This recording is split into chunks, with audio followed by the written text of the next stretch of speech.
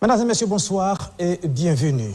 Deux pays voisins et pourtant peut-être bientôt si éloignés. C'est le symbole d'un week-end de sommet de chefs d'État de deux institutions sous-régionales aux visions de plus en plus désormais diamétralement opposées. D'abord au Niger, à Niamey, ce 6 juillet, le général Dramane Tiani, le colonel Assimi Goïta et le capitaine Ibrahim Traoré adoptaient le traité instituant la Confédération des États du Sahel entre le Niger, le Mali et le Burkina Faso. Un acte sans précédent dans les relations des pays de l'Afrique de l'Ouest qui marque également la volonté irréversible d'un départ sans retour de ces trois pays de la CEDEAO.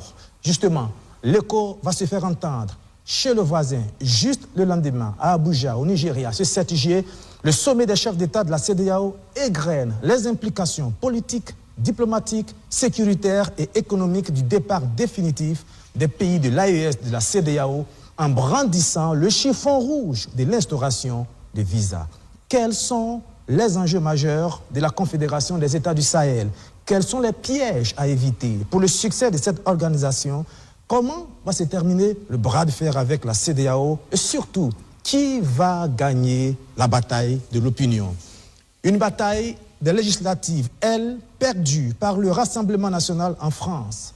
La gauche rafle la mise, le centre d'Emmanuel Macron résiste. Quelles leçons tirer de ces joutes électorales hexagonales qui plongent la France dans une zone de turbulence de sa démocratie, une démocratie mise à mal également aux États-Unis d'Amérique où Joe Biden tente de gagner la guerre contre un adversaire qu'aucun être humain ne peut vaincre, le temps qui passe. Et pourtant, à 81 ans, le président américain, affaibli par son âge, refuse la résignation, même après le spectacle du débat avec Donald Trump.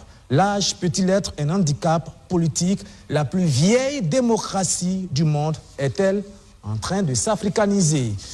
AES, CEDEAO, un divorce, quelles conséquences? C'est une question. Législative en France, le blocage, c'est une question. Et puis, États-Unis d'Amérique, Biden, droit dans ses bottes. Ce sont les trois thèmes de cette émission spéciale. Avec moi sur ce plateau pour en parler, Moussa Sawadogo, vous êtes consultant en communication. Bonsoir. Bonsoir. Merci d'être venu. Yamba Cabré, vous êtes journaliste. Bonsoir. Bonsoir. Merci d'être venu. Dacier de Bendouté, sociologue, anthropologue.